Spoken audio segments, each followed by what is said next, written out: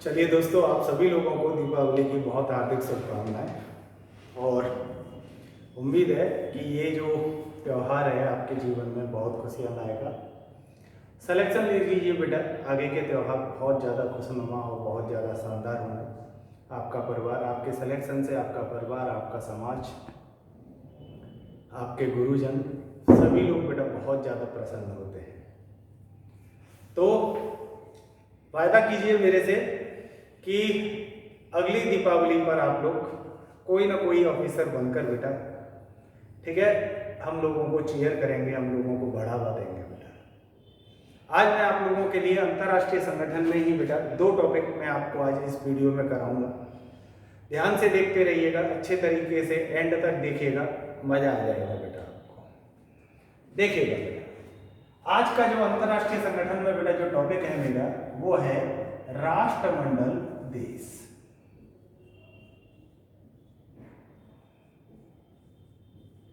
क्या टॉपिक बेटा? राष्ट्रमंडल देश। राष्ट्रमंडल देश बेटा जो है, इन्हें आप कॉमनवेल्थ कंट्रीज के नाम से भी जानते हो बेटा, राष्ट्रमंडल देशों को। इसकी जो शुरुआत हुई वो 1926 से हो गई थी बेटा, जब एक इंपीरियल सम्मेलन करके बना, इंपीरियल सम्मेलन।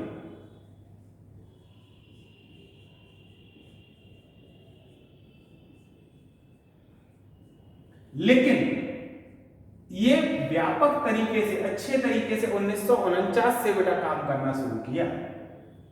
1949 से क्यों? क्योंकि भारत इसका सदस्य बन गया, भारत इसका सदस्य।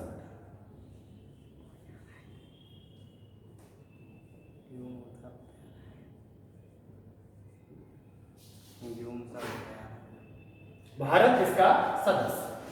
अब बेटा बात करते हैं कि राष्ट्रमंडल देश कहते किसे हैं। ये ब्रिटिश साम्राज्य के अधीन देश,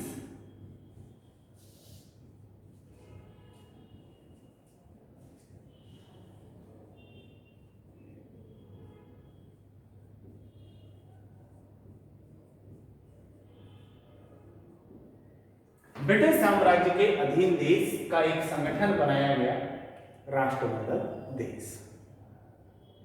ब्रिटिश साम्राज्य के बारे में आप जानते ही हैं बेटा, इसके बारे में कहा जाता था कि इसके साम्राज्य में कभी भी सूर्य अस्त नहीं होता था। इस घटना को ज्योग्राफी से जोड़िए बेटा।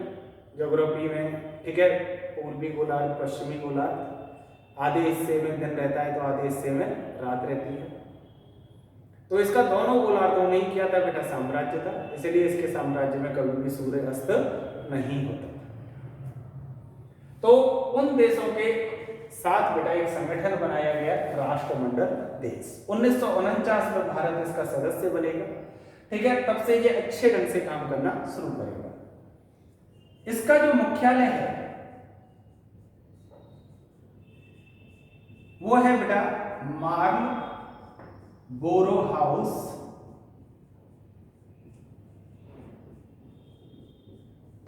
लंदन में। इसके कहें कि बेटा जो हेड है, मुखिया हैं, वो होते हैं बेटा ब्रिटिश राजा या रानी। जो ब्रिटेन का मुखिया होगा वही इसका मुखिया। महासचिव इसका मुख्य अधिकारी होता है, इसका मुख्य अधिकारी महासचिव। बात देखेंगे राष्ट्रमंडल देश की, तो बेटा वर्तमान में सदस्य जो हैं वो है इसके अंदर कितने बेटा? 54 देश। 54 देश हैं, ठीक है। 54 देश वर्तमान के अंदर। जो महासचिव हैं बेटा वो हैं इसकी, इनके बारे में जानना बहुत जरूरी है बेटा, पैट्रिसिया स्कॉटलैंड।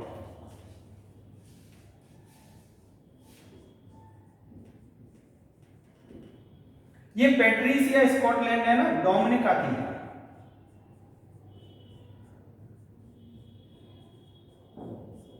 बेटा याद रखिएगा ये महिला है, तो ये इस राष्ट्रमंडल देशों की पहली महिला महासचिव है।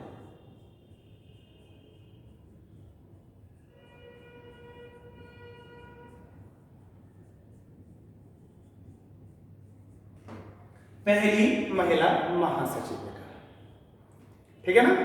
देखिएगा राष्ट्रमंडल देश, ये वो उन देशों का संगठन है बेटा जो कभी न कभी ब्रिटिश साम्राज्य के अधीन रहे।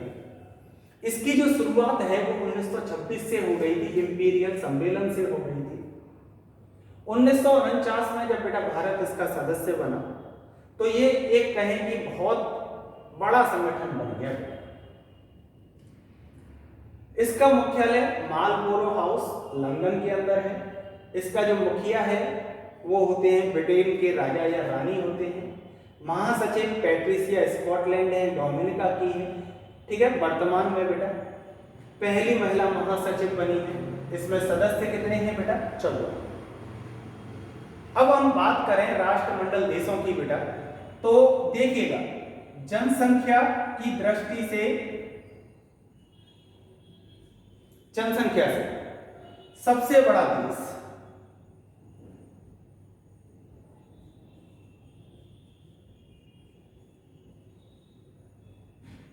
वो है बेटा भारत। राष्ट्रमंडल में जनसंख्या की दृष्टि से सबसे बड़ा देश कौन सा है बेटा? इसका भारत। अगर हम क्षेत्रफल की दृष्टि से देखें सबसे बड़ा देश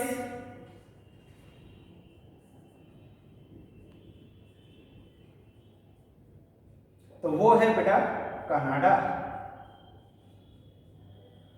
अगर हम बेटा जनसंख्या व क्षेत्रफल सबसे छोटा देश देखें, सबसे छोटा देश वो है बेटा कौन? नॉर्वे। याद कर लें, राष्ट्रमंडल का जनसंख्या की दृष्टि से सबसे बड़ा देश है भारत, क्षेत्रफल की दृष्टि से बेटा सबसे बड़ा देश है कनाडा, और जनसंख्या और क्षेत्रफल की दृष्टि से बेटा सबसे छोटा देश नॉर्वे है। 54 देशों की बात चल रही है। वर्तमान में इसके सदस्य कितने हैं? 54। इसका मुख्यालय बेटा याद रखिएगा मार्लबोरो हाउस लंदन में है बेटा, ठीक है ना। इसकी स्थापना 1926 से ही हो गई थी। 1949 से बेटा ये बहुत ज्यादा एक्टिव हो गया, भारत जैसे देश इसमें शामिल हो गए बेटा। क्लियर? ये है बेटा राष्ट्रमंडल देश। उम्मीद है बेटा आपको ये जानकारी समझ में आई होगी। आपका कोई भी क्वेश्चन हो, किसी भी तरीके से प्रॉब्लम हो, आप बेटा मेरे को कमेंट में डालिएगा, ठीक है। अगली वीडियो में मैं उसे कवर करूंगा। अब मैं आपको बेटा दूसरा टॉपिक कराता हूं बेटा, ठीक है। बहुत ही महत्वपूर्ण टॉपिक है दूसरा। देखिए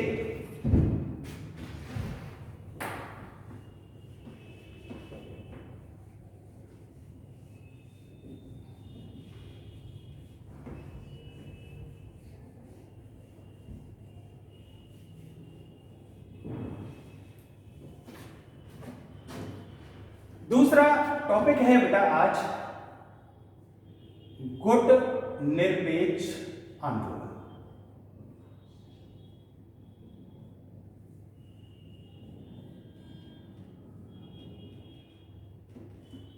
इसको आप नेम के नाम से जानते हैं, नॉन अलाइड मूवमेंट, गुट निरपेक्ष आंदोलन। इसको बेटा बहुत अच्छे ढंग से समझिएगा, बहुत अच्छे ढंग से। किस तरीके से कि बेटा 1939 से 1945 के बीच में हो गया था बेटा क्या? द्वितीय विश्व युद्ध।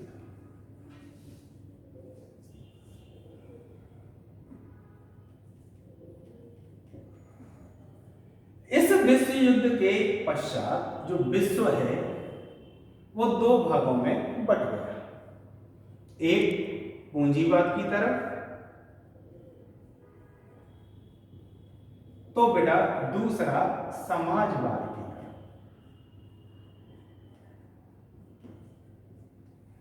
पूंजीवाद का जो मुखिया था वो था बेटा USA, United state of America. समाजवाद का जो मुखिया था वो था बेटा सोवियत संघ।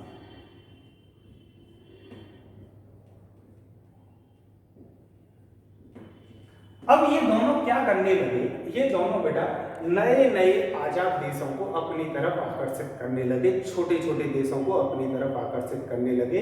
ये पूंजीवाद के फायदे बताए, ये समाजवाद के फायदे बताए, ये वाला पूंजीवाद के नुकसान बताए, ये वाला समाजवाद के नुकसान बताए। तो ये दोनों देश जो हैं, ठीक है, छोटे छोटे देशों को अपनी तरफ आकर्षित करने लगे। इसीलिए इन दोनों के बीच एक संवाद युद्ध शामिल हुआ जिसका नाम था बेटा शीत युद्ध। इसे आप संवाद युद्ध भी कह सकते हैं।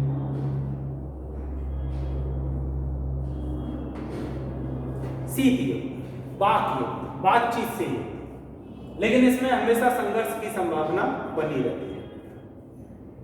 तो ये कह रहा है कि पूंजीवाद अच्छा है, ये कह रहा है समाजवाद अच्छा है।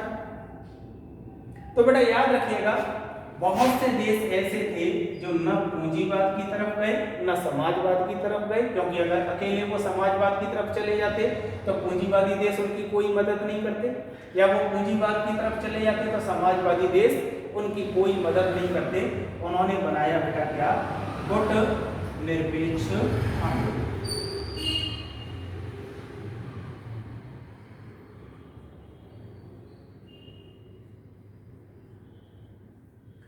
क्या बनाया बेटा, गुट निरपेक्ष आंदोलन। अब समझिएगा बेटा, गुट निरपेक्ष यानी कि इन गुटों से दूर, निरपेक्ष का मतलब होता है दूर आंदोलन, कि ना हम पूंजीवादी बनेंगे ना हम समाजवादी बनेंगे, हम तो दोनों बनेंगे बेटा।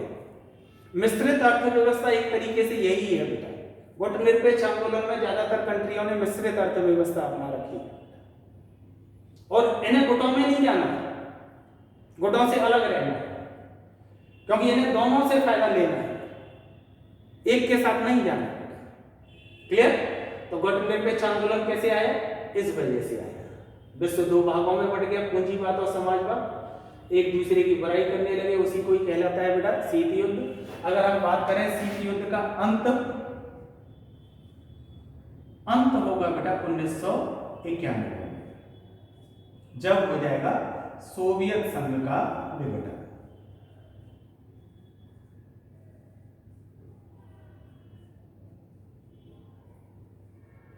आप जानते ही हैं बेटा, सोवियत संघ से क्या हो गया, 14 देश अलग हो गए, और जो बचा कुचा रह गया उसका नाम था बेटा रूस। 1991 जब समाजवाद का मुखिया सोवियत संघ यही खत्म हो गया, तो जाहिर सी बात है पूंजीवाद जीत गया बेटा। ठीक है ना, इतना समझ में आया। अभी मैं आपको बताता हूं बेटा गुट निरपेक्ष आंदोलन के बारे में, ठीक है, कि ये इसे बनाने वाले कौन, कब बना, किस तरीके से बना बेटा। अभी तो मैंने आपको इसकी भूमिका समझा दी बेटा, है ना। देखिएगा, गुट निरपेक्ष आंदोलन,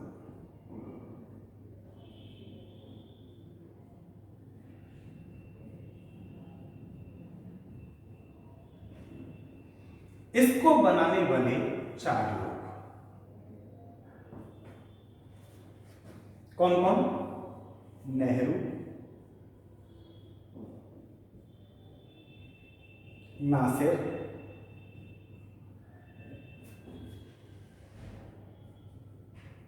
टीटो और सुकर्ण। इन 4 लोगों की बहुत बड़ी भूमिका।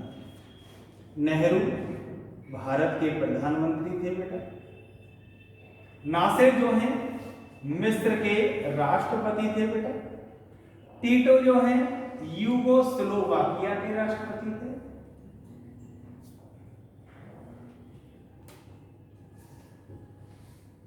और सुकर्ण जो है बेटा वो इंडोनेशिया के राष्ट्रपति।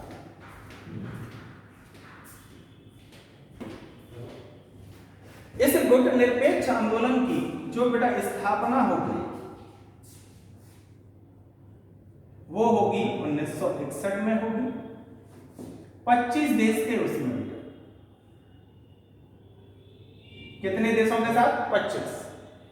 वर्तमान में ये देश हो गए बेटा 120।